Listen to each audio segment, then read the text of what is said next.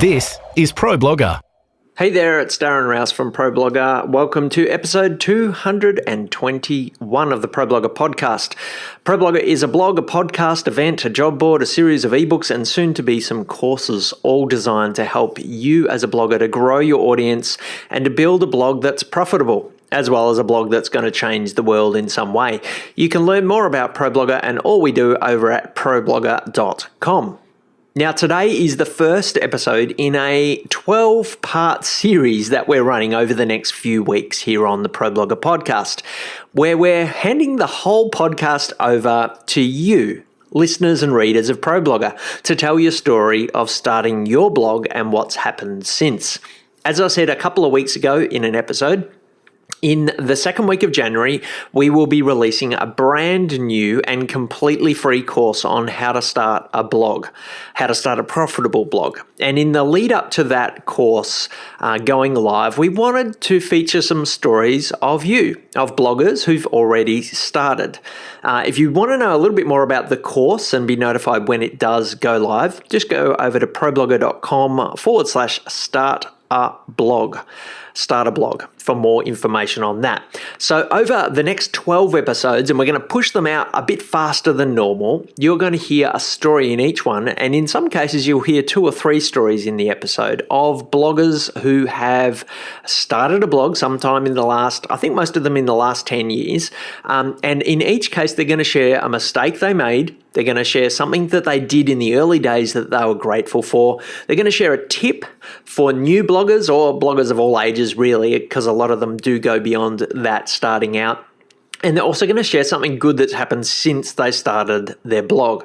Now, we've chosen bloggers from different parts of the world. You're going to hear some different accents. You're going to hear some Aussies, some people from India. We've got a French blogger. We've got someone living in the Caribbean, different parts of the world, but also different niches. We've got finance bloggers, travel bloggers. We've got business bloggers. We've got tech bloggers, all kinds of bloggers. My hope is that you're going to come away from this series with a little bit of inspiration and a few practical tips. Now, this is going to be particularly relevant and hopefully helpful for those of you who are thinking of starting a blog, but I also hope that those of you who've already started will get some ideas and maybe will come away wanting to start another one. And I encourage you to be open to that over the next week or so as well. Now, originally, when we did call for submissions, we were thinking we might get 10 or so submissions and we might be able to use about half of them. We had no idea really how many to expect. But over the last week or so, we have been inundated with hundreds of submissions. And whilst I can't feature all of them, we have decided to feature more than we had expected. And so our team's been working very hard, and we're going to put across 12 episodes, 12 short episodes, which will feature 16 bloggers in total. So some episodes you'll get 2, and in one case you'll get 3 stories in the episode, because all of them are relatively short. So 5 of these episodes are going to come out this week as daily shows over the next 5 days. Then there'll be a little bit of a break for Christmas and New Year's before we roll out 7 more shows over the next 9 or so days. So they're going to come thick and fast. They are short, so hopefully over the Christmas holiday period, you will have a little bit of extra time to do some listening. It was really hard to work out which bloggers to choose to feature. We wanted to include a selection of different niches, different types of blogs, people with different objectives for their blog, people from different countries and parts of the world. And of course, we're looking for good stories and tips as well. So I do want to thank those of you who submitted, those of you who we will be featuring, but also the hundreds of others of you who have submitted. We do hope to feature more of them later in the year. So if you've submitted one and don't hear your story featured in the next 12 or so, hopefully in the later in parts of the year, you will hear yourself on the ProBlogger podcast, and also we'll feature some of them over on the blog as well. I should say, just before we get into the first story, not all of the recordings are perfect audio-wise. They are all short, but despite some of those small imperfections in the audio, these are bloggers, not podcasters. We've chosen them because they do have good stories, and I hope that you'll bear with the little glitches in audio along the way. We just thought it was important to share them as they came out. So, with all that said, it's time for our first blogger. Creating great content, finding an audience, building engagement, monetizing your blog. This is ProBlogger. So to kick off this series of blogger stories, I've chosen to feature a submission by Brittany Bailey from prettyhandygirl.com. Now, Brittany, in her blog on her sidebar, introduces herself this way. She says, "Hi, I'm Brittany, aka Pretty Handy Girl. I like the smell of coffee and sawdust in the morning. I live to break stereotypes and empower you to take on your own DIY project." And that's what Brittany's blog is about, DIY kind of stuff around the house, being handy around the house. Brittany started her blog in 2010, and she has grown her blog in that time to some months having over 500,000 page views. So she's built something of significance there. She's working with brands, and she's going to tell you a little bit more about that journey. And I will come back at the end to just make a few comments on things that I like about what Brittany said. You're listening to ProBlogger. Hi, Darren. This is Brittany Bailey from prettyhandygirl.com. I'm calling to tell you a little bit about my blog and how it started. It's kind of a fun little story. Basically, I had been working as a graphic designer and a web designer, but on the side, I really liked doing little home improvement projects. And I had a girlfriend who decided that it would be really fun to offer workshops in my garage teaching women how to use power tools and fix things. And we were both pretty excited about the idea. And I told my husband about it, and he squashed my idea like a grape. He said, I think you could reach more people with a blog.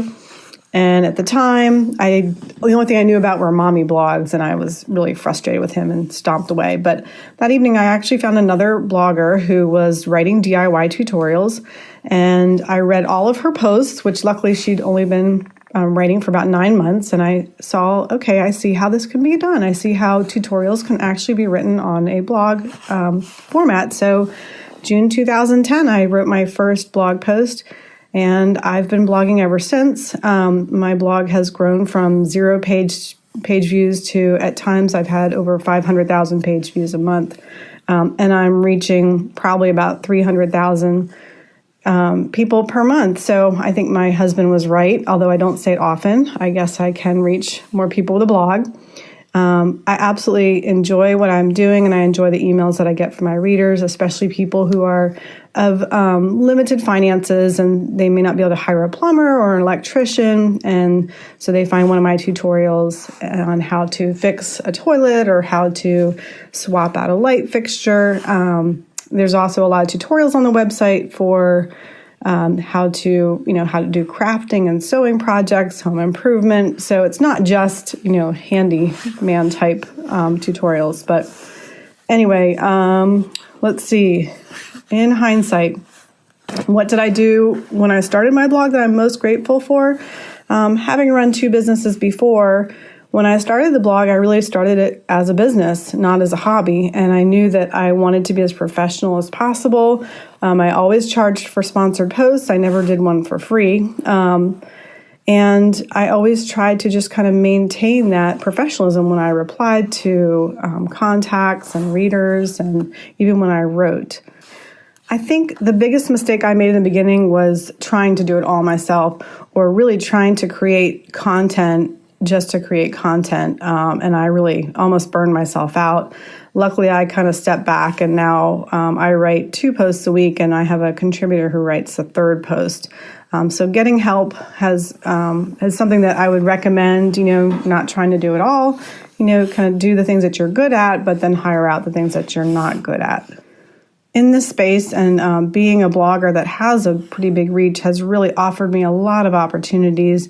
I've gone on several trips to visit the headquarters of specific brands like Steel and Lazy Boy. And one of the most rewarding things that I've ever been able to do because of the blog is I worked on a campaign with GMC where we actually drove along the world's longest yard sale and purchased items to furnish a habitat house. So we actually were trying to scrimp and save and spend as much and purchase as many items as we could for this family that was moving into their first house. So that was just an extremely rewarding experience for me. I think the number one tip I have for new bloggers is, start out as if you're going to be doing this for 10 years. Like, what do you want your brand or your company to be? And treat it like a professional and like a company. Another tip that I have for new bloggers is to not get discouraged by what everyone else is doing. One thing I say is that you really need to realize that every single person, every blogger that you're reading, their blog started out with 0 page views. So everyone started the exact same space that you are. Just take your time, learn a little something new each week, and be forgiving.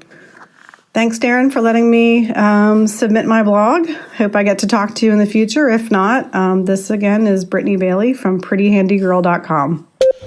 Creating great content and building your audience. This is ProBlogger. Thanks so much, Brittany, for sharing your story. It was great to hear that, and I hope that those of you who are listening find some inspiration in that. You can find a link to Brittany's blog over on the show notes at ProBlogger.com/podcast/221. The things I loved about that story. Firstly, I love the mistake that Brittany mentioned. She talked about creating content just to create content. And this is a trap, a mistake that I think many bloggers do fall into. They set these expectations that I have to publish content every week or every day or 3 times a week. And we set ourselves these deadlines, this rhythm of blogging that is it for good reason. It is important to have regularity to your content, but you can get to a point after a while where you do fall into that trap of just creating content because, well, I have to create content today. And as a result of that, it can, the quality of the content can begin to suffer. And so there's always this juggling act between having to publish something, you do want to be regular, but also keeping the quality up. And you have to be really careful about the potential to burn out in that sort of situation. And this happens to a lot of bloggers. Doesn't usually happen in the first month or so of blogging. Those of you who are considering starting out, you usually will start with lots of enthusiasm. You'll start with lots of ideas. But gradually over time, you will find that that is something that you bump into from time to time. And I love what Brittany has done in 2 things that she said there. Firstly, she's slowed down her content production. And this is something I've seen a lot of bloggers do over the last year or so. And I think it's actually a smart move. We've done it on ProBlogger. If you've been listening to this podcast, you know that we have slowed down our creation of content. And this is something I would encourage those of you who've been blogging for a while. You are banging up against this burnout, you're seeing the quality of your content slide. Consider pulling back a little bit to work on the quality of what you do. And you're going to hear a number of bloggers over the next week or so in these episodes talk about different strategies that they've used in this sort of challenge. And one of the things that you'll hear a number of people doing is putting less time into creating new content and more time into updating older content. And this is something that you might want to consider as well. I also like the idea there of getting some help with the content as well. And this is something that I certainly did a few years ago now, to actually bring someone on to lighten the load a little bit with that content creation. Whether that be helping you with proofreading and editing, or whether that be actually adding a new voice into your blog and doing some writing as well. So great tips there from Brittany on that. I also love the tip that she said, start out as if you're going to be doing this for 10 years and then treat your blog that way. I think that's brilliant advice. And again, you're going to hear that same advice later on in this series from one other person. And I've seen this time and time again. It's the bloggers who decide to treat their blog as a business today rather than as a business one day. The people who have this idea of where they're heading and then begin to act in that professional kind of way today, even though their blog hasn't reached that business kind of level, they're the ones who seem to grow faster. And so I love that advice from Brittany. And try to visualize where your blog might be going. Now, the chances are your blog is going to evolve in a different way to what you think it will. But treat it as if it is going to become a business. Treat it in a professional way in the early days. It doesn't have to turn out exactly the way that you visualize it, but by treating it in that professional way, by having a vision for your blog, it impacts the way you act in the day-to-day, and that helps you to grow it faster, helps you to attract new advertisers, to think about new revenue streams and those types of things as well. So even if you're just starting out, and remember, this series is for those of you who are just starting out, treat it with that expectation that it's going to turn into something bigger than that, and treat it in that way. And lastly, that advice from Brittany, just brilliant for new bloggers particularly. Don't be discouraged by what other people are doing. Everyone starts out with 0 page views, and it is so true. I remember that day in 2002 when I started my blog and I wrote my first blog post, and I realized the only person who knew it existed was me. And then I spammed a couple of my friends and got them to look at it, and they were my first page views. And we all start that way, with us as our own first reader, and then few people in our real life. That's how we all start.